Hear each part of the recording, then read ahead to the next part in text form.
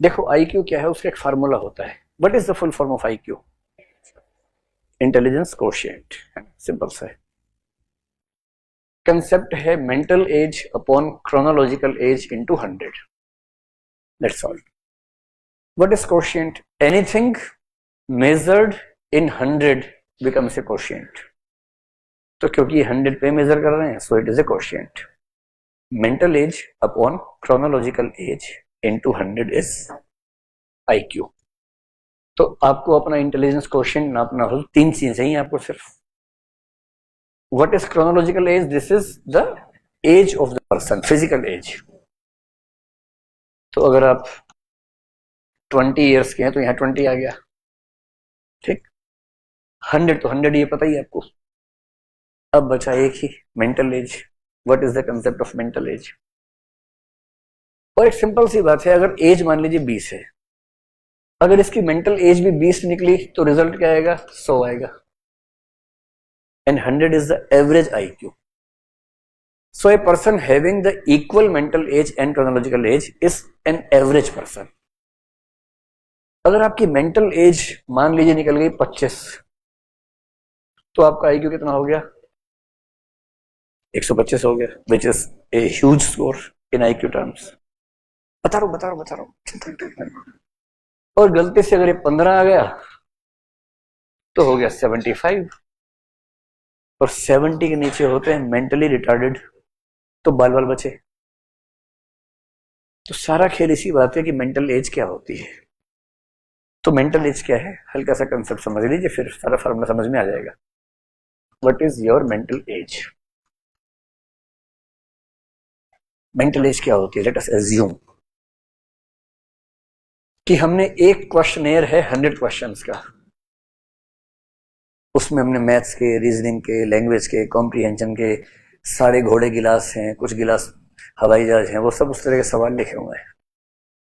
और हमने कहा कि 1 घंटे का टाइम देंगे भाई, 1 घंटा है, 100 क्वेश्चन हैं, और हमने जिस जिस को दिया उनकी एज नोट करते गए।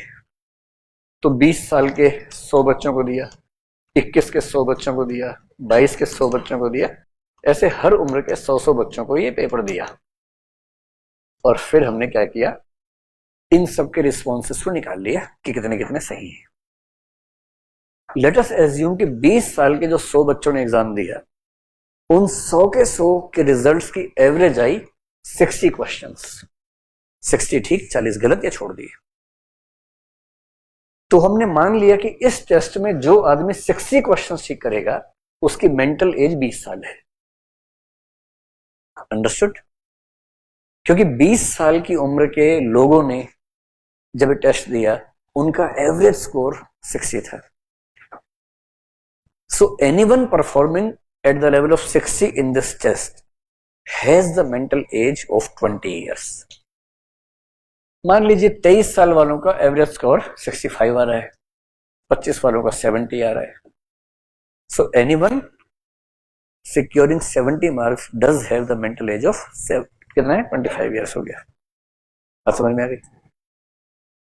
अब एज्यूम कीजिए कि टेस्ट आपने भी दिया, बाकी लोगों ने भी दिया, या उसी टेस्ट में अगर देखें, जैसे आपने 20 की उम्र में टेस्ट दिया, एवरेज स्कोर 60 आ रहा है और आपका उसमें 80 आया। आप 20 साल की हैं, लेकिन 20 साल की उम्र में, यानी यहां लिख दिया कि 30 साल वालों का एवरेज स्कोर 80 आया, ठीक है। आप 20 साल के हैं, आपने टेस्ट दिया, आपका स्कोर 80 आया। लेकिन जब हमने इस टेबल को देखा तो 80 का एवरेज स्कोर उनका है जिनकी एज 30 साल की है, which means in the age of 20 you are scoring the marks which is equivalent to the mental age of 30। तो जब आपका आईक्यू निकालेंगे तो हम ये कहेंगे कि इस बच्चे ने 80 क्वेश्चन ठीक किए हैं, and in this log 80 refers to the mental age of 30 years. तो mental age upon physical age into 100, इनका स्कोर हो गया 150। और 150 आईक्यू का मतलब है कि आइंस्टीन बनने ही वाला है ये आदमी।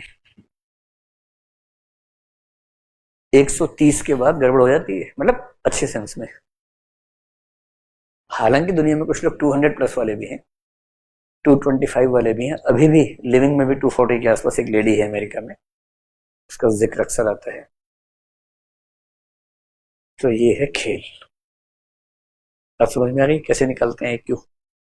और एक एजम्पशन ये है IQ निकालने वालों का, वो कहते हैं कि दुनिया की कोई भी सोसाइटी हो, एक ऐसे करके बेल कर्व बनती है। बेल कर्व का मतलब हर फील्ड में अलग अलग होता है। In the studies of intelligence, this is the IQ level, this is the percentage of population. तो एक सिंपल सा पैरामीटर इनका ये है, जो हर जगह दुनिया की हर सोसाइटी पर ये अप्लाई कर देते हैं। 90 से 109 का जो लेवल है, दैट इज 50% पॉपुलेशन, और ये मान के चलते हैं कि ये एवरेज लोग हैं।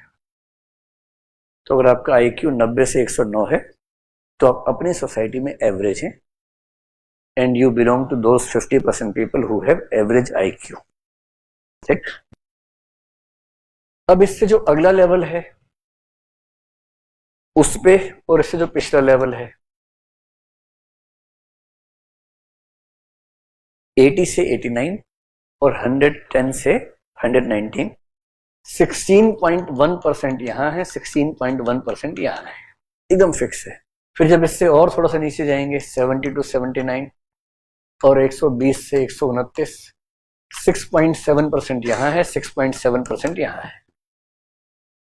Less than 70 and more than 129 से ज्यादा या 130 या उससे ज्यादा, this is 2.2%, this is 2.2%, and this happens to be 100%. This is a formula of IQ distribution in a society. तो अगर आप खतरनाक टाइप के इंसान हैं तो आप यहां होंगे 120 प्लस, 130 प्लस में 2.2% आते हैं, और वो 250 तक जाते हैं, किसी किसी का वहां होता है। तो समझ रहे किसी का 200 IQ कैसा होता होगा।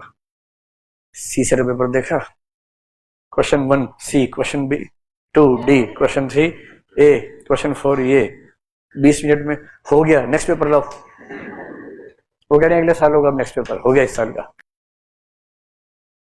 ऐसा IQ खतरनाक। और कुछ लगे हुए हैं, अच्छा 3 घोड़े बेचे 2 खरीदे, 3 बेचे 2 खरीदे, 3 माइनस 2, 3 माइनस 2 1, हाँ 1। अब वो क्या करे बेचारा, उसका IQ मान लीजिए 80 है, तो बड़ी मुश्किल से मैथ से निपट रहा किसी तरह से। But this is mathematical IQ है ना, उस इंटेलिजेंस के बेस पे अगर ना पर तो वैसा IQ है। May be in special intelligence अलग लेवल्स हो जाएंगे, म्यूजिकल में अलग लेवल्स हो जाएंगे। So could you understand the concept of IQ? अब इस इसलिए इस टेस्टिंग को लेके डाउट होता है कि जो इलिटरेट लोग हैं कैसे निकालें। तो तरीके हैं वैसे कुछ, वो वर्बल क्वेश्चंस बोल के पूछते हैं, आंसर लेते हैं, उस बेस पे अंदाजा लगाते हैं। But yes, there is a doubt about the objectivity of test.